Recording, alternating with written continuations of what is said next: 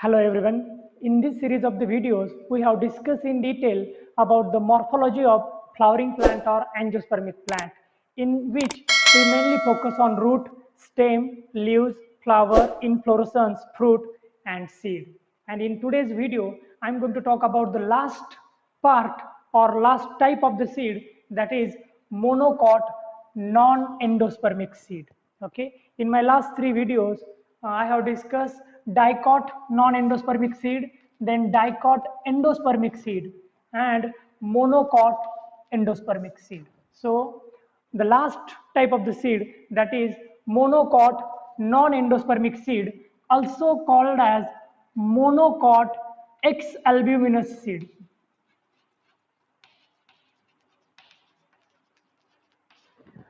Right? The monocot non-endospermic seed generally contain single cotyledon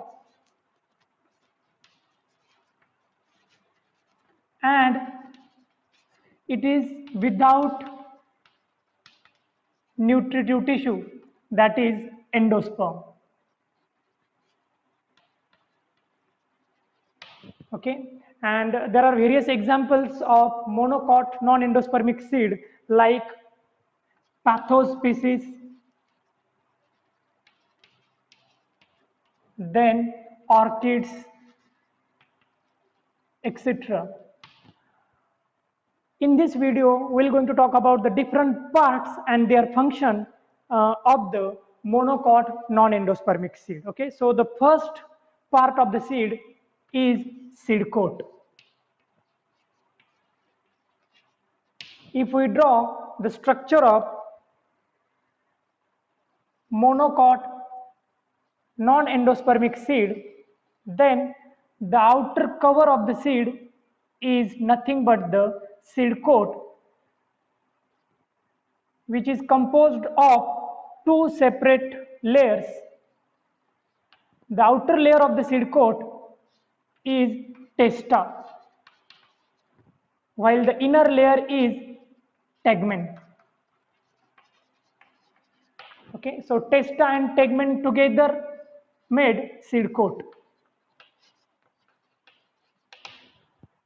Both these layers are produced from the wall of the ovule, which is nothing but the integuments. Okay, outer integument produce testa and inner integument produce tegmen. Okay, so seed coat show two different structure. Number one, testa, which is thick and hard. Okay, this testa is thick and hard membrane which is protective in function, while the inner layer, that is tegmen, is thin and membranous.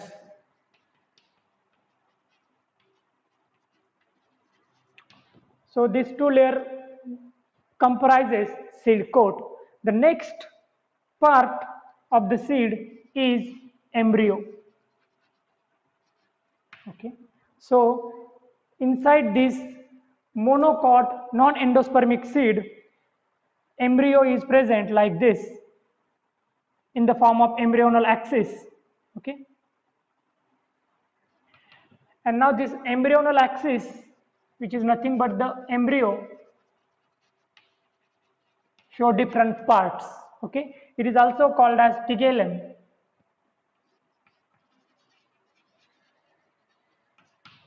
And the different parts of the embryonal axis is like this. The outer part or the tip of the embryonal axis is plumule, while the lower part of the axis is radicle. After germination, plumule develop into shoot system, while radicle produce root system. So these are the two important parts of the embryonal axis, and we know that in case of monocot endospermic or monocot albuminous seed, this plumule and radicle is protected by additional structures. Similar structure is also present in monocot non-endospermic seed. Plumule is protected by two structures like this. The inner structure which protects the plumule is called as embryonal leaf, while the outer structure is coleoptile. Okay, so coleoptile and embryonal leaves are the two protected structure present on the plumule. Similar two structures are also present around the radicle like this. The inner structure is called as root cap, while the outer structure is coleorhiza. Okay, so radicle is protected by root cap and coleorhiza, and plumule is protected by embryonal leaf and coleoptile. In between the plumule and radicle, these embryonal axes show different structures like that of the normal embryonal axis. Like at the center of the embryonal axis, a node is present to which cotyledons are attached. Okay, single cotyledon is present in this seed like this. Okay, as it is a monocot seed, so single cotyledon is present which is attached to the embryonal axis at the center, and this point is called as cotyledonary node. Okay, so these are the node which is present on the embryonal axis where cotyledon attached to the axis. Okay, now the portion or the part of the embryonal axis which is present in between plumule and cotyledonary node, that means this portion is called as epicotyle. So this is epicotyle.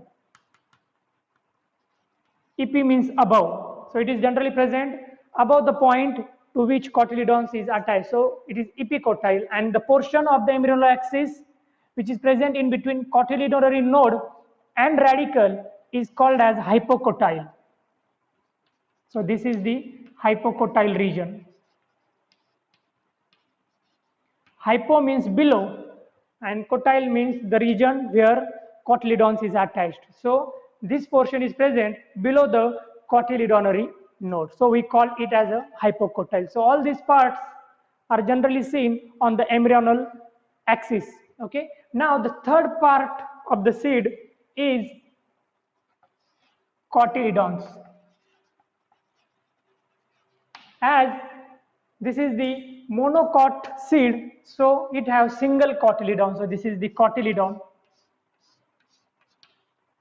which is attached directly to the embryonal axis, and as it is present in monocot seed, it is also called as scutellum.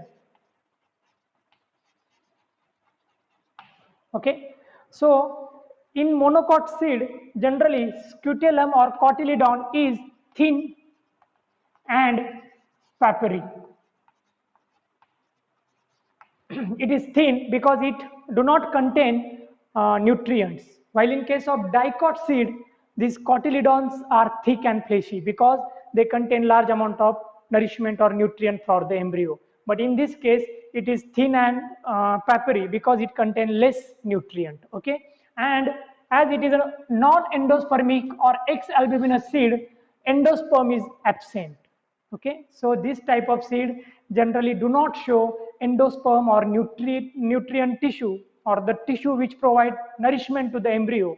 So the endosperm is absent, as well as cotyledons are also thin, so they also do not contain nourishment or nutritive tissues. Okay, so this embryo in monocot non-endospermic seed live for a short period of time because it do not have sufficient amount of nutrient available inside the seed. So generally this type of seed germinate very quickly after sowing.